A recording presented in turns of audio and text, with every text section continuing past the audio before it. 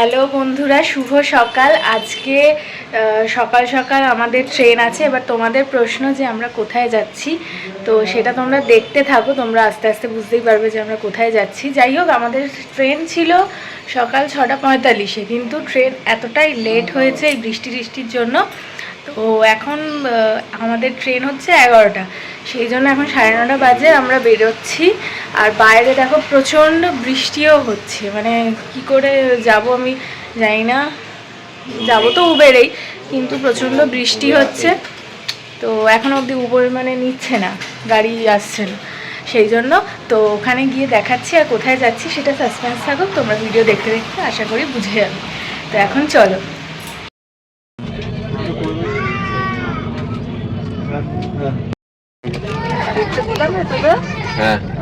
তো অনেকক্ষণ আগে আমরা ট্রেনে উঠে বসেও পড়েছি। আমার উইন্ডো সিট পড়েছে, আর পাশে পুরানজন, আর ওদিকেও মা, মাসিমণি, মশাই, বাবা আর দিদিরা রয়েছে।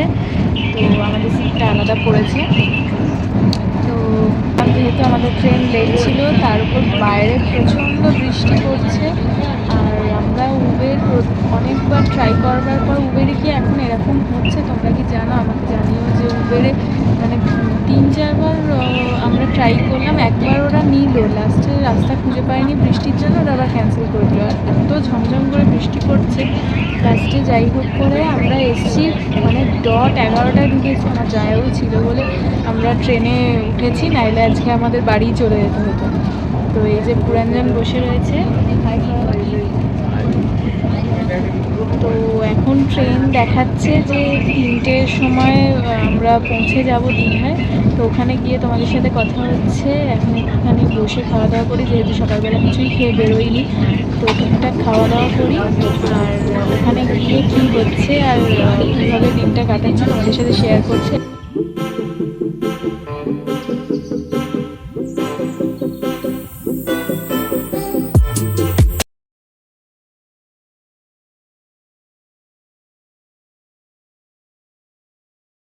আমরা নেমে পড়েছি স্টেশনে। আর এই যে আমাদের ট্রেন ছিল হচ্ছে, এই যে তোমরা কি দেখতে পাচ্ছ, হাওড়া দীঘা। তো ওইখানে দেখো মন্দিরের মাথা দেখা যাচ্ছে। এখানে আমাদের সব গ্রুপ এসছে, ট্রেনেতে কাউকে দেখানো হয়নি, যে মশাই, মাসিমণি, মা, দিদি, আর এখানে পুরাঞ্জন দাঁড়িয়ে রয়েছে। আর ওই যে মাথা দেখতে পাচ্ছ মন্দিরের, যেটার জন্যই এখানে আসা। তো এবার আমরা অটোয় উঠেছি, এই যে মা এখানে, আমরা এখানে, এখানে চলে এসছে আর একটা, ওরা আসছে 5 জন। তো আমরা এবার সবাই যাচ্ছি হোটেলের দিকে। এই যে দীঘার মন্দির, স্টেশনের গাড়ি তোমরা দেখতে পাবে। এই যে আমাদের টোটোটা এখান দিয়েই যাচ্ছে, তাই তোমাদের সাথে একটু শেয়ার করে নিলাম। এখনো কাজ কমপ্লিট হয়নি, দেখতেই পাচ্ছ, কাজ এখনো চলছে। এই যে এখনো কাজ চলছে, প্রচুর হোটেল এই সমস্ত জায়গায় হয়েছে। এই যে দীঘার মার্কেট, ওল্ড দীঘায়, আমরা ওল্ড দীঘায় রয়েছি। আমরা 3টে নাগাদ নেমেছি, হোটেল আস্তে আস্তে 3:30 পৌনে 4টে। তারপর খাওয়া দাওয়ার পর আমরা একটু বিচে এসে এখানে বসে আছি সবাই মিলে, আর মার্কেটগুলো ঘুরে দেখলাম। কতটা শুনতে পাচ্ছ জানি না। এই যে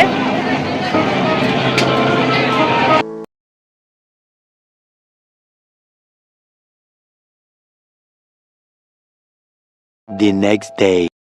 তো গুড মর্নিং ফ্রেন্ডস, আজকে হচ্ছে দীঘাতে আমাদের সেকেন্ড ডে। কালকে এসে এত টায়ার্ড ছিলাম, আর বিচে ঘুরে এসে সবাই মিলে আড্ডা দিতে দিতে খেয়ে দিয়ে ঘুমিয়ে পড়েছি। এবার আমরা একটুখানি বেরোচ্ছি তাজপুরের উদ্দেশ্যে। তো এখানে সবাই রেডি হয়ে গেছে, আমিও রেডি হয়ে গেছি। সবাইকে একবার তোমাদেরকে দেখাই। এই যে সবাই মিলে আমরা এবার যাচ্ছি ঘুরতে। এই যে আমাদের হোটেল এটা, আর এটা গাড়ি রয়েছে, গাড়িটা আমাদের আসছে। তো আমরা গাড়িতে উঠে তোমাদের সাথে কথা বলছি।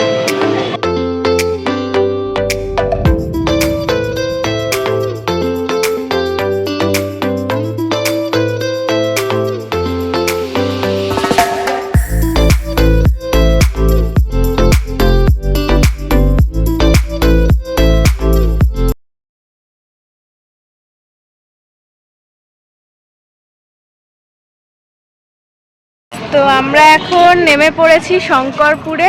এটা বিশ্ব বাংলা পার্ক, শঙ্করপুরে আমরা এসেছি। তো এখানেই আমরা ব্রেকফাস্ট করব। তো এখন চলো যাওয়া যাক। চলো তোমাদেরকে দেখাই কি সুন্দর জায়গাটা, তোমরা দেখো।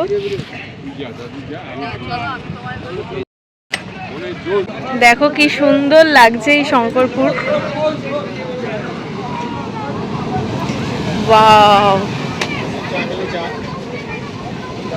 দারুণ লাগছে সমুদ্রের এটা,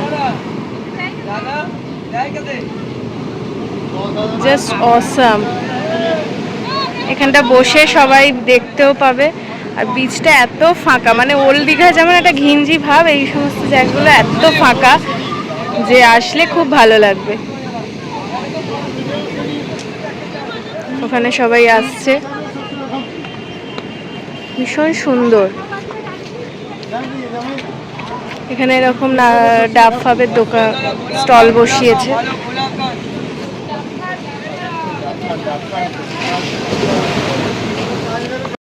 আমরা ব্রেকফাস্ট করব, সেই জন্য যাওয়া হচ্ছে আম্রপল্লী রেস্টুরেন্ট। আমরা এটা শঙ্করপুরে একটা আছে, সেখানেই ব্রেকফাস্ট করতে যাচ্ছি। আমাদের ব্রেকফাস্টে হচ্ছে আলুর পরোটা, বয়েল এগ এই নেওয়া হয়েছে। তোমরা যদি এখানে আসো ঘুরতে, এই হোটেলটায় আসতে পারো। তো এবার আমরা গাড়িতে আবার উঠছি, আবার কোথায় যাওয়া যায় তোমাদের সাথে সেটা শেয়ার করব। চলো, হচ্ছে শঙ্করপুর মেরিন ড্রাইভ।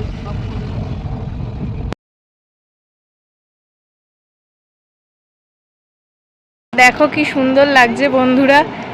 তাজপুরের সি বিচে আমরা এসছি, অনেকটা হাঁটতে হচ্ছে নেমে। এখনো সমুদ্র অনেকটা দূর, প্রায় ওইখান থেকে আমরা হেঁটে আসছি, অনেকটাই দূর। তবে এখানটা বেশ ফাঁকা, ভালো লাগছে। কিন্তু যেহেতু ঘুরতে এসেছি তাই সমুদ্রে নামতে পারবো না, এটাই যা। আর জল এত পরিষ্কার,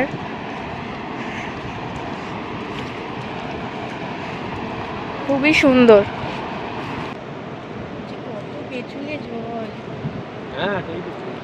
আমরা এসে গেছি মন্দারমণি, ওখানে সবাই বসেছে।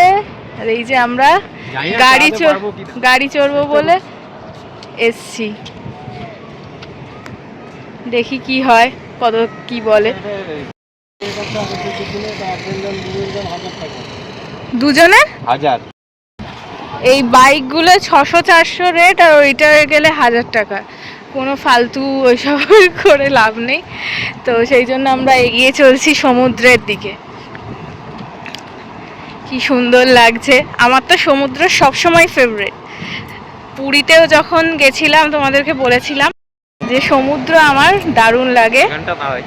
পাহাড়ও ভালো লাগে, কিন্তু পাহাড়ে আবার আমার একটু বেশি ভয় লাগে, পুরঞ্জনের হয়তো ভালো লাগে, কিন্তু আমার সমুদ্রটা দারুণ লাগে। দেখো বন্ধুরা, এখানকার ঢেউগুলোও কি ছোট ছোট, আর কত দূর দূর পর্যন্ত জল।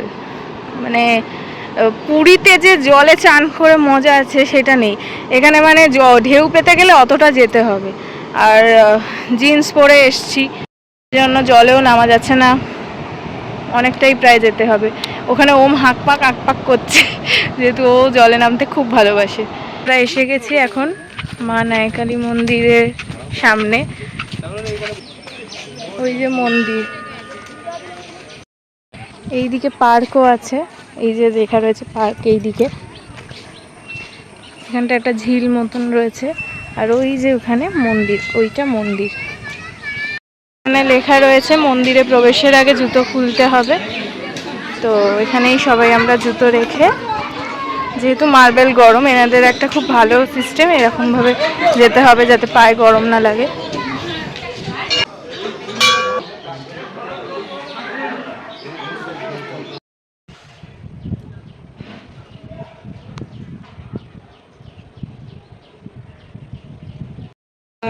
তো এখানে অম্বুবাচীর সময়ও মায়ের মুখ খোলা তোমরা দেখতে পাচ্ছ বন্ধুরা। তো আমরা ঠাকুরমশাইকে জিজ্ঞেস করলাম যে অম্বুবাচীতে তো পুজো হয় না, কিন্তু এখানে কেন হচ্ছে। তো উনি বললেন যে এখানে সব সময় নাকি খোলা থাকে, আর এখানে যখন গ্রহণগুলো পড়ে সেই টাইমে হয়তো বন্ধ থাকে। তো সেই অনুযায়ী এখানে পুজো হয়, এখানে সব সময় মন্দির খোলা থাকে এবং পুজো দেওয়াও যায়। তো এটা মা দুর্গারই মনে হচ্ছে একটি রূপ। তো খুবই সুন্দর, দেখো। তো আমরা পুজো দিলাম, তোমাদের কেমন লাগলো মায়ের মন্দির অবশ্যই জানিও। আর এবার যাওয়া হচ্ছে নেক্সট জায়গায়, কোথায় সেটা আমি এখনো জানি না, উদয়পুর সামথিং এরকম কোনো একটা জায়গায়। তো এবার ওখানে যাওয়া হোক, সেটা তোমাদের সাথে শেয়ার করবো। এখন চলো। তালসারি, আর এখানে যাও বলছে যে 100 টাকা করে বাইকে 2 জন করে যাওয়া যাবে, গিয়ে ওখানে নাকি লাল কাঁকড়া দেখা যাবে অনেক নাকি। তো সেটাই আমরা দেখতে যাচ্ছি, চলো। এখন এই যে এখান দিয়ে গিয়ে ওই বাইকগুলোতে গেলে চলো। এই যে আমরা যাচ্ছি এখন কাঁকড়া দেখতে। তো এখানে 1 কিলোমিটার দূরে কাঁকড়া দেখাতে নিয়ে যাচ্ছে, লাল কাঁকড়া। তো চলো সেখানেই যাওয়া যাক। সব দেখো কেমন বড় বড়, কত বড় বড় কাঁকড়া। দেখো সব গর্তের মধ্যে অলরেডি ঢুকে যাচ্ছে। এই যে দেখছো, সব এগোলেই গর্তে ঢুকে যাবে। দেখো, এই দেখো সব ঢুকে যাচ্ছে।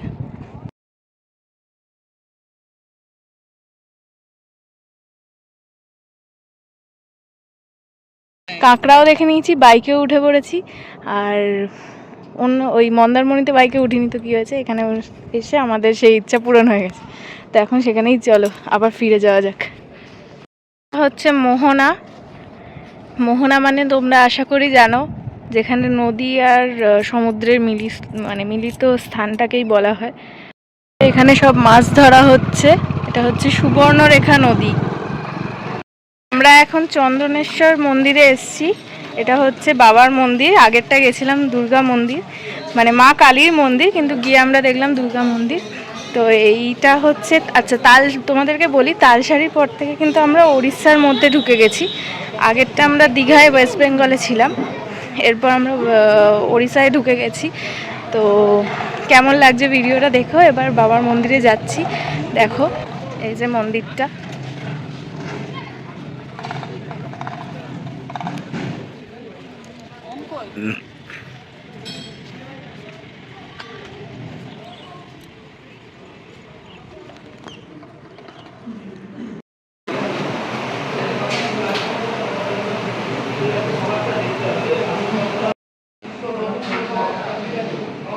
মন্দিরের পাশে এরকম একটা পুকুর রয়েছে, খুবই সুন্দর। এই যে ঠাকুরের মন্দিরটা কি সুন্দর লাগছে। এবার আমরা আসছি উদয়পুর বিচে। আমরা বিচেই ঘুরছিলাম। তো এখন আমরা ঢুকে পড়েছি ওড়িশার মধ্যে। তো চলো যাওয়া যাক বিচটায়। আর এখানে প্রচুর মার্কেট বসেছে, দাঁড়াও তোমাদেরকে দেখাচ্ছি। উদয়পুর বিচটা কত জমজমাট।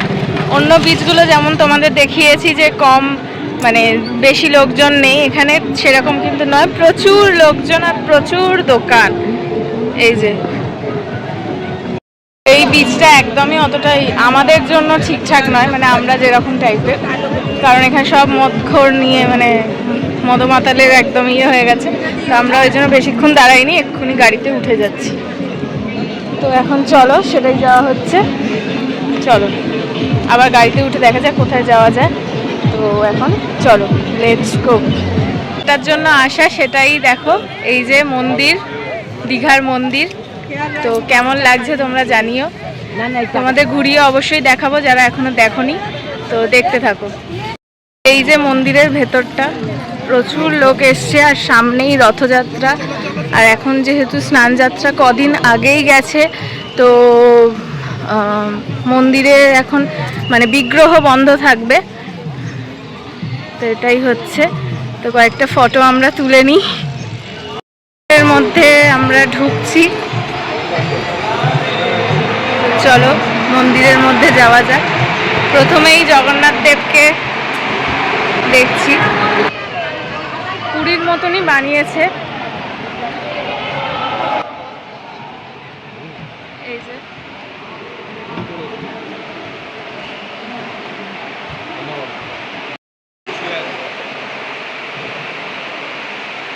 এখানে বিষ্ণুদেবের মূর্তি রয়েছে।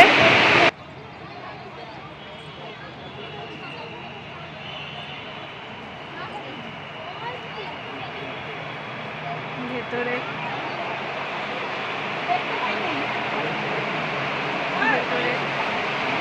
ভীষণই সুন্দর।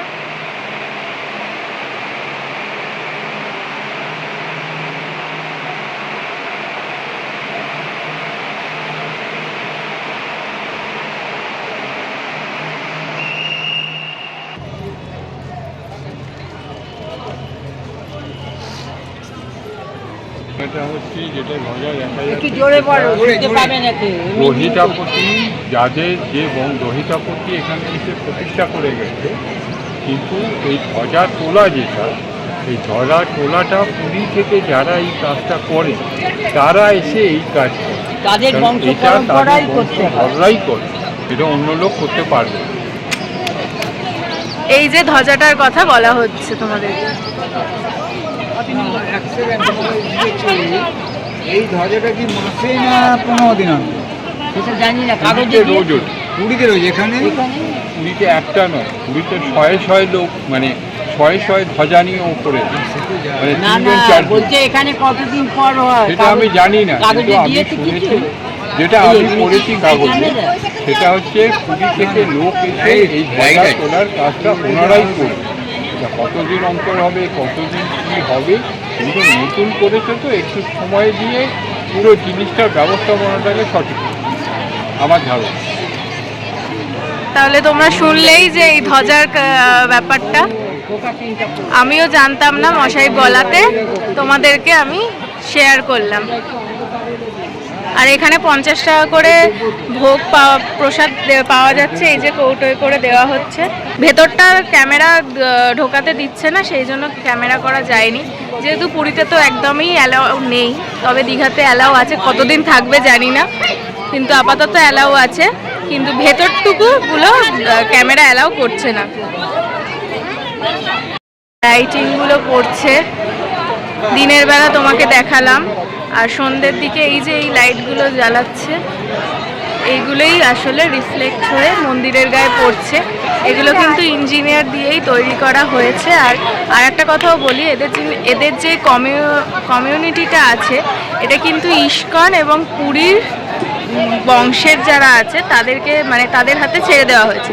মেনলি ইস্কনের হাতে এটা ছেড়ে দেওয়া হয়েছে, এবং সব কিছু নির্ধারণ পুরী এবং ইস্কনের লোকেরাই, মানে মেম্বার যারা, তারাই কিন্তু করে। তো কেমন লাগছে তোমরা জানিও, আমার তো খুবই ভালো লাগছে। ওই যে ওখানে রান্নার জায়গা রয়েছে, যেখান থেকে ভোগ হচ্ছে, সেটা তোমাদের সাথে একটু শেয়ার করি। এই যে এটা হচ্ছে দীঘায় রান্নার জায়গা। দেখো বন্ধুরা, পুরীতে কিন্তু কাঠের উনুনে হয়, এখানে কিন্তু গ্যাস রয়েছে। দুটোর মধ্যে তফাৎ তো অবশ্যই আছে, তবে আমাদের ওয়েস্ট বেঙ্গলে এরকম একটা হয়েছে, খুবই সুন্দর, এটা তো দেখার জিনিস অবশ্যই। কিন্তু পুরীর মন্দির তো আলাদাই একটু মাধুর্য নেয়। দীঘাও খুবই সুন্দর, শুধু যে সি বিচ তা নয়, এখানে আসলে পর্যটকরা মন্দিরও ঘুরে দেখতে পারবেন। এছাড়াও তোমাদের যে জায়গাগুলো দেখালাম, এই জায়গাগুলো তোমরা যদি 2-3 দিনের জন্য আসো, তোমরা এইভাবে দেখতে পাবে, ঘুরে দেখতে পারো। শুধু যে দীঘাতে আসলে সি বিচই রয়েছে সেটা কিন্তু একদমই নয়। তো এবার আমরা হোটেলের দিকেই যাচ্ছি, আর টুকটাক খাওয়া দাওয়া করবো। যে ব্রেকফাস্ট এতই হেভি আমরা খেয়েছি, তো এই জন্য আমাদের কারোরই আর এত মানে মোটামুটি গরমও আছে, আর জল এইসব সবই খাওয়া টাওয়া টুকটাক হয়েছে বলে সারাদিন আর কিছু খেতে লাগে। লাঞ্চ আমাদের হয়নি, ব্রাঞ্চ হয়ে গেছে, যেটাকে বলে লাঞ্চ আর ব্রেকফাস্ট মিলিয়ে ব্রাঞ্চ হয়ে গেছে। তো এরপর আমরা টুকটাক কিছু খাবো, স্ন্যাক্স, তারপর রাত্রে খাবার খেয়ে আজকের দিনটা এইটুকুই। নেক্সট কালকে আমাদের আবার ট্রেন আছে 10:30 এরকম। তো আজকের দিনটা এইটুকুই। টাটা। সীমাস ব্লগে যদি তোমাদের ভিডিওটা ভালো লেগে থাকে অবশ্যই লাইক শেয়ার কমেন্ট করো, আর ভিডিওটা কেমন লাগলো জানিও। টাটা।